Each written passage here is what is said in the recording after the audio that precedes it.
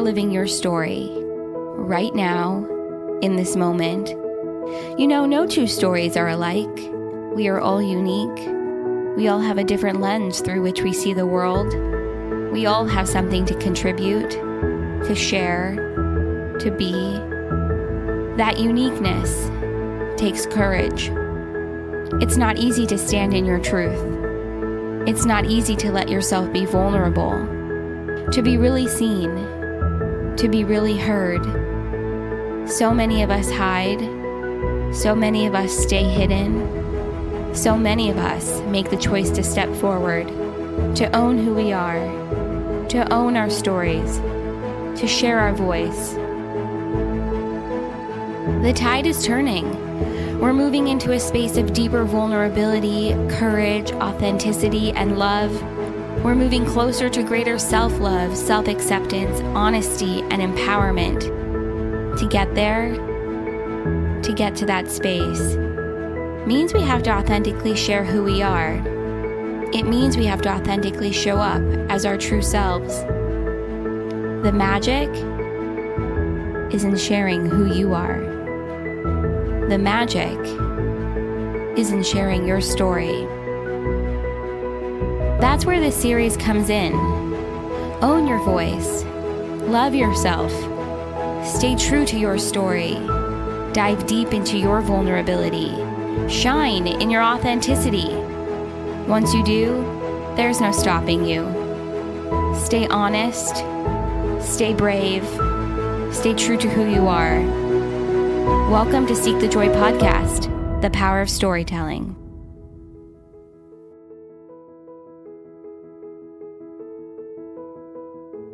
You are worthy. You deserve to have everything you want in life. You are good enough. I say these words to myself every single day because even after everything I've accomplished in my life, I still have days when I don't believe these words. And when I achieve an amazing goal, there's part of me that wonders, do I really deserve this? What I've come to realize is that many of us have deeper feelings of unworthiness or feeling that we aren't good enough. I could probably pinpoint several moments in time when I felt like I wasn't good enough. I could blame others or be mad about things that were said to me that made me feel less than. But the truth is, I took this all on myself. I held on to these beliefs so tightly. I wrapped them up in my body and believed they were true. There is no other alternative. I am broken. There's something wrong with me. I am flawed. When I was 12, I was diagnosed with a chronic progressive muscle disorder. I still remember sitting in the doctor's office and feeling like I was in a bad dream, that this couldn't actually be happening to me. They can't be right. I remember my mom hugging me and crying and saying, if I could go through this instead of you, I would. I remember reading somewhere that most people diagnosed with this type of muscular dystrophy are in a wheelchair by age 20, and then swearing off reading anything else about the possible outcomes. I didn't want those options in my mind. They weren't options for me. I remember when I was 14 and a classmate told me that just because I was disabled and couldn't get a boyfriend didn't mean I had to be involved in his business. I remember struggling in relationships and always settling for the guy who was interested in me because I didn't think anyone else would be. How could they be okay with my body and what that meant for our lives together when I wasn't okay with it? I remember trying for years to hide that anything was wrong with me, being angry whenever anyone would ask me about my body or what was going on, and I very clearly remember never talking about it at home growing up. You are worthy. You deserve to have everything you want in life. You are good enough. I remember when I was 27 and breaking down in the car after leaving an appointment with a physical therapist at a neurologist's office, who told me, you shouldn't be walking right now. Your muscles are so weak, I can't even believe you're doing what you're doing in your daily life. It is just your willpower that's keeping you going. And those were not happy tears. I was pissed. I was mad that he had the audacity to say that to me, even before I knew how powerful our words are, how important our language is, and how much our beliefs affect our lives. One thing this diagnosis did for me was make me more determined, more resilient, more stubborn, and working toward what I wanted. In this case, to remain walking for as long as I can. And I wasn't open to any naysayers, even before I knew the term mindset. You are worthy. You deserve to have everything you want in life. You are good enough. Luckily, there were others in my life who always believed in me and my capabilities. When I was 16, I started going to a holistic chiropractor. This was the first doctor I ever went to that didn't buy into the diagnosis that I received. She was my saving grace. Finally, someone who believed what I did, that this couldn't be what was going on, and there's a way to make me healthier. 3 years ago, I stumbled headfirst into the self-development and personal growth world. I fell in love instantly because I knew that what I had created in my life, mainly my ability to continue walking and get around, was due to my mindset. I also deeply believe that our minds are stronger than our bodies, and they must be, since I had the willpower to keep myself walking. And I truly believe we can heal ourselves with our minds, physically, emotionally, and spiritually. Just to give you an idea of the obstacles my body and I go through daily, I can barely walk up or down stairs. I avoid them at all costs, and this includes curbs. I get nervous walking through a parking lot because if I fall, which I do from time to time, there's nothing around to help me get up.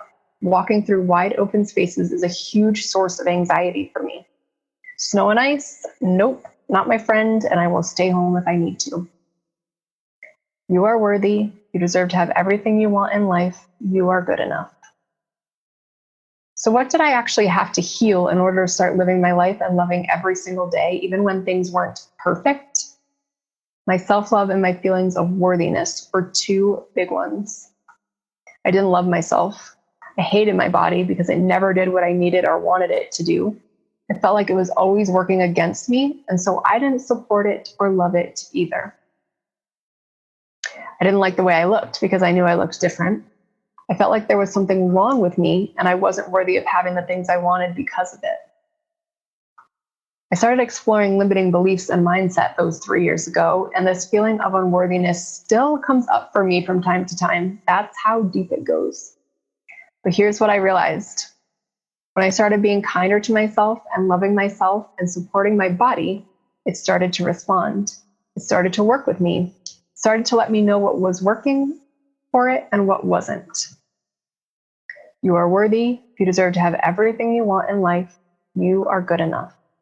I became super in touch with my intuition. My body always tells me what's up. It helps me make all kinds of decisions around what foods to eat, who to continue dating, what action steps to take in my work. It led me to starting my own coaching business. I started my business several years ago, working with entrepreneurs and professionals on, you probably guessed it, self-love, confidence, and mindset. Because I realized that the same challenges I've been learning from and the skills that I've been developing for 20 years are the skills that will lead me to have my dream business and life. Those are confidence and self-love, unshakable mindset, and the determination, tenacity, and grit. You are worthy. You deserve to have everything you want in life. You are good enough. This path that I have walked has led me to my mission, helping other people increase their confidence and self-love so that they can do work they enjoy and make a huge impact in the world. Because the truth is, we can only attract the things we want in life: love, wealth, abundance, health, relationships, clients, opportunities, to the extent that we love ourselves. It's no surprise to me then that when I work on my self-love and confidence, my dream clients seek me out. It's no surprise that when I tell myself, I love you, I forgive you, I accept you, I see you every day in the mirror, I attract the most amazing men into my life.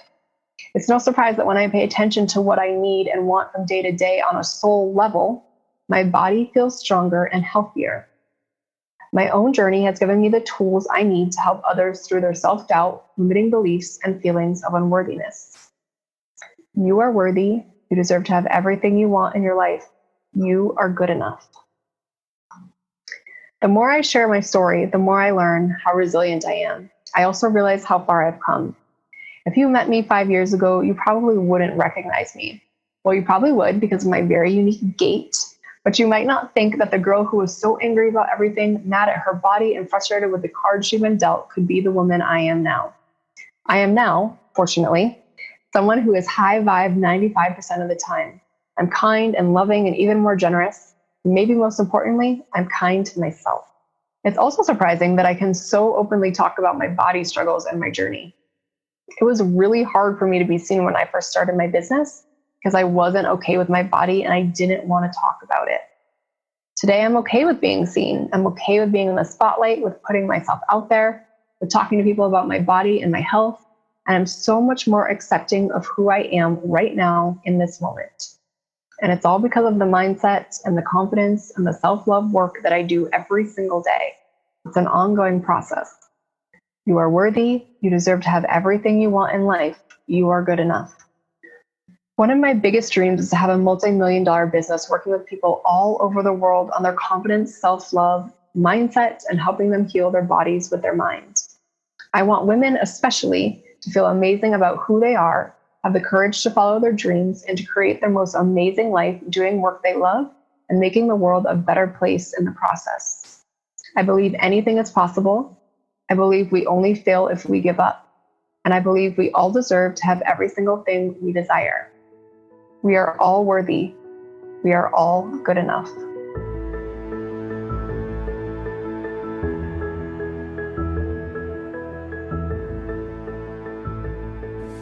I didn't fully consider how eventful my life was until I began to realize the power in sharing my story with others. In many ways, the stories surrounding the major events of my life seemed so separate from one another. And in my efforts to move on from them, I created this disconnect in how they were impacting me. I would push them to the back of my mind and yet still surge forward in this detached optimism. Now, I've always been a really optimistic person, so I don't want to diminish the shifted perspective we can receive of seeing the joy in life through surviving hardship, as I have definitely done that. But today, in this story, I'm going to talk about the optimism we use as a flotation device to get us through, to keep us going. And this is exactly the hope that I found when I discovered the law of attraction. I was an only daughter of a single mom, a mom who fought cancer most of my childhood and who passed away when I was 21. In my loss of her, I watched my anchor break from the chains and sink into dark waters. Several years later, I would find what I so craved when I married and started a family of my own, but as these stories of marriage sometimes go, we would make promises to one another we could not keep, and I watched my new family crumble around me. As a stay-at-home mom, it was devastating to go through the process of divorce, to lose my identity as the sole protector of my young children, and to be separated from them so often. It created a heartbreak I was really quite unprepared for. I also became intimately aware of the control in my life, the control I thought others and systems had over me, the control I thought I had over my own life, the control I thought I had over the decisions of the care of my children, and the control I thought I had over my friendships and other relationships. So it was at this same time, I discovered Abraham Hicks and their talks about the law of attraction. While I was entertained by the woo-woo factor of this idea of collective consciousness, I could not ignore that every single talk was speaking directly to me. Especially in this desperate attempt to control in my life and its outcomes and the perspective that life was happening to me in all of their worst ways, it couldn't have come at a better time. I came to understand that I had a false perspective and understanding of control, and I began to make sense of my new reality. This is when I began to realize the hope in letting go, the hope in allowing and trusting this amazing energy and power in the universe.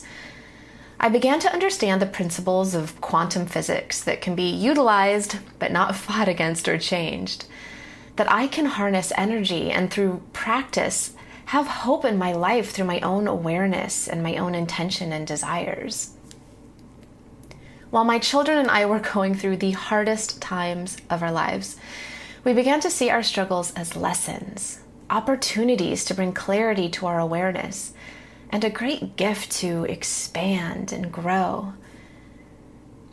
But it was the hope we began to have that was the true magic. I became closer to spirit than I ever had in my entire life. Unexpectedly, realizing my own power made me trust in higher power. I talked to my kids about angels and guides and the little signs they leave us to give us hope and direction.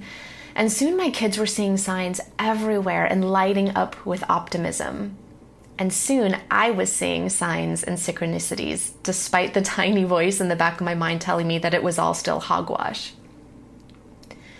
While I was discovering my own power and the unseen magic in everyday life through quantum physics, I was also unintentionally showing my kids how to show up in life. I was modeling neurons that they were mirroring and demonstrating strength, resilience, courage, trust, love, positive intentions, faith, growth, alignment with source energy, and alignment with my own purpose. I was modeling a woman who was sure of my truth and compassionately forgiving of those who could not and would not understand me. But this was how the woman and the mother and the feminine soul was evolving and using optimism as her shield and sword in one. The woman who now needed to be a provider needed to take a similar but separate journey. I would need to have a job outside of the home for the first time in 10 years. And I found I was not qualified for anything that would immediately pay enough for the expenses 2 children created. What I could see was that I could take a job paying me too little to actually cover my expenses in childcare while also spending my own parenting time away from my kids. Or I could take a massive trust fall with the universe and create my own business. With the spiritual journey that was already underway, I found my life's purpose screaming out at me. And by listening to my inner guidance and leaning into the path that came with ease, I soon found that all that I wanted was already around me. I needed to do little more than just allow it into my awareness. Paying attention to what came with ease and what did not, realizing failures as redirection, and trusting my own unique combination of gifts, and being vulnerable enough to allow others to connect their journey with my own, allowed the process of reinventing myself to feel loving, sure, and absolute. This, and a very heavy dose of affirmations taped to my bathroom mirror, I showed up every day in this new role of entrepreneur. And though this should have been enough, I am but human. I doubt, I fear, I degrade. I let the voices of those who would not understand ring too loudly in my mind. I let the voice of the world remind me that I have been programmed to believe all that I've been programmed to believe as a mom, as a woman, as an empath, as a creator. But perspective is so powerful. And even more powerful is the perspective that we choose to focus on, whether it be our own perspectives or those of others. You can choose to see the world as a hateful place or one full of love. You can believe that a woman's role is a small job in bringing in small money so that she can sacrifice for her small family. Or you can believe that she also can have dreams, that she can build them into a reality, and that this reality can be touched and seen, and that she needn't sacrifice to be the most positive role model for her daughters, that she can expect big things in her life, and she can have all of this and maybe even have love too. So I focused on the messages that inspired me, of those who chose to walk a similar path, the messages of all those who were already following me and whom I was already helping by making that trust fall with the universe. And as I said, I was already seeing a huge positive shift in my kids through my chosen path. But having strangers share with me how I was helping them fueled my resolve to be this open book, to shine my humanity all over the social media, and to stay the course of my business. Today, where my business and life path stands now, I can feel the beautiful momentum of organic, energetic growth. But remembering where I was this time last month, or this time last year, that is where I truly see how far I've come. Fear used to be my most common companion, and now I rarely see him. In fact, as I write this, I find it difficult to remember the last time I felt paralyzing fear. And that feels pretty damn good. But I've not arrived at a destination by any means, and I never will, because if I do this life thing right, I will be constantly evolving. And when I reach one milestone, I will then reach for a new goal to desire. The most important part is finding joy in now. Optimism continues to be my flotation device because life isn't always rainbow and sugar cubes. But I've come to respect the contrast and resistance in my life. It is my greatest teacher. And when I seek lessons in the hard times, they become a lot less scary and a beautiful adventure. So what have I learned about myself from sharing this story? I've learned that I am now and always will be a work in progress. And sharing that with others and being validated by those who I hope brings an incredible source of love to my life. It's hard to say if it's my love reflected back to me by them, or maybe it's vice versa. Maybe it's both. Can you imagine the world if we all used love as our guiding force? So what is my biggest dream? I thought about this one a long time because as a mom, I have really big dreams for my kids. As an entrepreneur, I have really big dreams for my business. But I have to say my biggest dream is to feel perfectly at ease.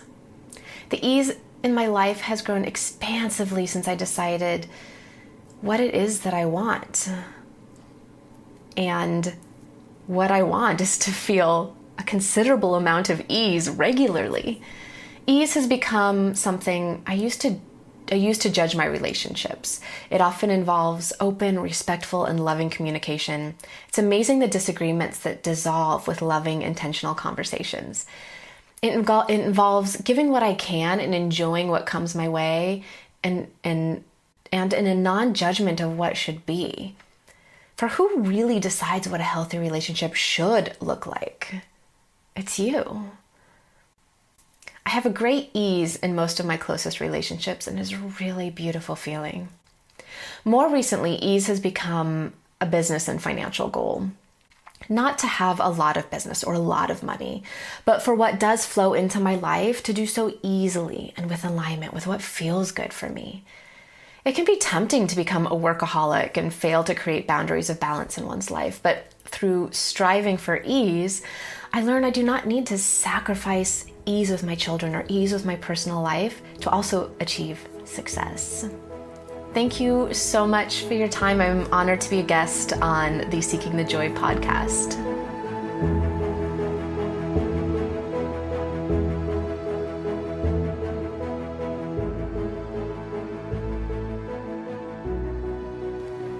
I am Pamela Delgado. I am the founder and CEO of Raleigh Bold. I started this company to inspire, motivate, and empower women. I'm just going to jump right in and share things from my beginnings to what's led me to where I am today. I was born in Los Angeles, California. I am of Latin descent. My father is from Puerto Rico and my mother's from El Salvador. I was the first child of the family, so you can imagine how overprotective yet loving everybody was. I am the oldest of four and grew up in Rosemead, California, which is about 30 minutes east of downtown LA. Rosemead is a very working class community, and it was always a goal of mine to get out of there. I was definitely a tomboy growing up. I love sports and still do. Volleyball is my jam. I was never allowed to hang out with friends outside of school, and there is no such thing as play dates. So joining sports and dance teams after school was my outlet. It was essentially a way for me to get out of the house, and I was actually really good at them. Aside from being able to get out of the house, team activities helped me cultivate friendships. I'm a bit shy and introvert. I was actually really good at sports, and people wanted me on their team, so it ended up working out. By the time I was in high school, I had no idea what I was going to do with my life. My parents didn't go to college, so they didn't know the steps needed for you to apply and get accepted. They just said, go to school and get a job. I ended up going to community college to explore my passion at the time, which was music. I had signed up for a sound engineering program, which I thought fit well because I was in choir, sang in musicals. I was always mortified, but did them because I didn't want to regret it. Really quickly, I knew that program was not for me. I'm a hands-on learner, and learning the ins and outs of a recording studio out of a book was really hard for me to grasp. It took a couple of years for me to figure out what I wanted to do with my life. My early 20s was a huge time of trials and errors and jobs I hated because I could not stand making money for someone else, nor having someone tell me what to do. I didn't finish college and got a job as an account manager for a Brazilian jewelry display company. You can definitely say I BS'd my job interview because I had no experience, but I did my homework and led them to believe I did. I loved it. I got to travel and do business with international buyers. The company was very successful in Brazil, and they wanted to make their mark in the U.S. I had worked retail before, so I dove in quite rapidly. Dealing with a buyer to me was like dealing with a regular consumer who had a lot of money to spend, and my job was to facilitate their shopping experience and meet their needs as well as the goal of the company. A few months later, I was their international key accounts manager. We eventually ended up doing trade shows in New York, and I was over the moon. It had been a dream of mine to move to New York even before I visited. I made it a point to get uncomfortable and network every single time we did a trade show there, and we did trade shows in New York 3 times a year. In 2012, I met a group of people who were aware of my dream to move, and they offered to help me accomplish it. We became instant friends. After a trade show that January, I went back to LA and job hunt like no other, got a few email responses back, and a call that asked me to interview within the following week. So I quit my job and booked a one-way ticket. My family did not believe me until they were driving me to the airport in tears. I was terrified, but I had nothing to lose. If it didn't work out, I knew Mom and Dad would buy my flight home, but I was determined to win. By this time, I'm 25 years old. So I flew to New York on a Wednesday. I had 2 interviews on Thursday. On Friday, I was hired by both and selected to be an assistant to the VP of Urban Menswear for a licensing company that actually no longer exists. My first day of work was Monday, and I had never been back to LA since. Of course, I visit, but not to live. I've lived in New York now for 7 years. Moving taught me how to survive and live life. I had no idea how much a gallon of milk cost prior to. I sometimes lived off ramen and Kraft mac and cheese because another thing I didn't know was how to handle my finances. I had to teach myself because I was not trying to get evicted for not paying my rent. The recession was still going at the time I made the move, and the company was amongst the many to not make it. I was laid off 4 months later. I had no savings. I had no idea what I was going to do. I was living paycheck to paycheck. So I will be forever grateful to my parents for supporting me for the month I was without work. Thank God it was only a month. I was in complete shock, but still confident in what I had just done. So once again, the connections I had made led me to the next opportunity, which was for another licensing company alongside the VP of menswear. As uncomfortable as I am to network and to put myself out there, connections is what helped me move forward. I have never hated a job more. I woke up dreading to go to work. I was trying to figure out ways to leave for something better, but realized experience in New York City was equivalent of having a degree. I stuck it out for as long as I could until I walked out one day because I just couldn't continue being miserable. The money wasn't worth my happiness. I was also working at a restaurant evenings and weekends, so I did that full time until I found a steady and dependable 9 to 5. 2 months later, I transitioned into fine jewelry. It was stable. I was making more money with sporadic traveling for work. By this time, I'm 26. Summer of 2013, I started dating a friend of mine. That's generally how all of my relationships happened. He's 18 years my senior, and I was very unsure of where it would go, but we just clicked. My soul fell in love with him before my conscious self did. Months into dating, we found out we were pregnant. That propelled our relationship and completely changed my life. Can you imagine? I just moved cross country, finally got settled, to then finding out that my life is going to change yet again. I became a mom in May of 2016. I definitely went through the baby blues for months, maybe even over a year. This was never in my plans, dreams, nor goals. I was one that always said she'd never have children. However, that bond people describe is real, and it came, but months later. I decided to transition into another field. I felt like I needed something more stable and secure since I had others to take care of. I went into medical sales, and I've been doing this for 4.5 years now. I eventually found out the salary of other colleagues and learned I was significantly underpaid. I decided to have conversations with my higher-ups and was told no. We decided to go for baby number 2, and I had conversations with my higher-ups again. Not gonna lie, I hoped the pregnancy would help persuade them, but it didn't. So once the baby was born and routines were set, it was time for me to take control of my life. I was tired of my dreams being the hands of others. It was evident the only way I could reach my dreams is if I created them myself. And our world had just become consistently negative at this point. As a mom, I felt I need to be part of the change we must see. So that's how Raleigh Bold was born. My sister is a graphic designer, and I told her my ideas, and she's brought them to life. I've been bootstrapping this company from the beginning, and it's been unbelievable witnessing the growth. I started very small with just 4 styles, and a little over a year later, we've doubled and some. The community we're cultivating is out of this world. I honestly cannot do it alone. Every idea, your feedbacks, reviews, suggestions, it's all taken into consideration. I could not build what we're doing without giving back. So it was easy for us to set up a structure that would allow us to donate to charities. Words have a way of resonating with people, so we're putting inspirational phrases so you can be part of our mission to inspire, motivate, and empower others. I've always been one to believe in myself and do things to the beat of my own drum. If I want something, I'm going to figure out how to go get it. I'm definitely the type to self-educate, to learn things that will propel me forward versus sitting in a classroom. Education is very important and it has its amazing values, but school just wasn't for me, and I'm okay with putting in the extra work. If I had not made the move to New York, who knows what would have been of my life? I believe risks are essential for our growth. Unfortunately, we learn by making mistakes, and I'm trying to make them as fast as possible so I can learn the lesson and apply them to my life and business. I'm so grateful to be able to create the life of my dreams, and I'm so grateful to have such an incredible community that is Raleigh Bold and its supporters who inspire us daily and guide the business. You guys really are the true MVPs. I've had the honor to collaborate and meet such incredible women that I probably would have never met if I didn't start a business. Now I'm 33 years old.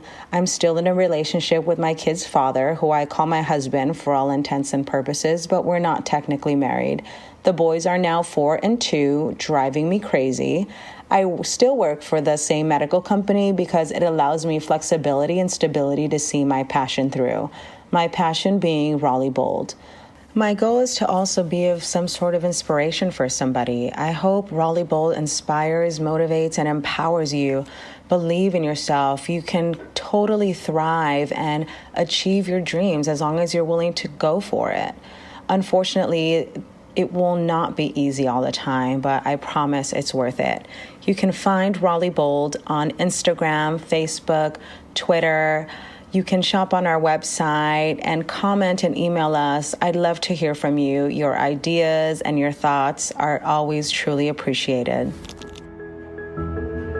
This is Seek the Joy podcast, the power of storytelling. Join us, share your story. For more information and to get involved, visit seekthejoypodcast.com. This series airs the 3rd week of every month, and make sure to join us for Seek the Joy Tuesday. Until then, thank you for your honesty. Thank you for your bravery. Thank you for your joy. Thank you for being here, and thank you for listening.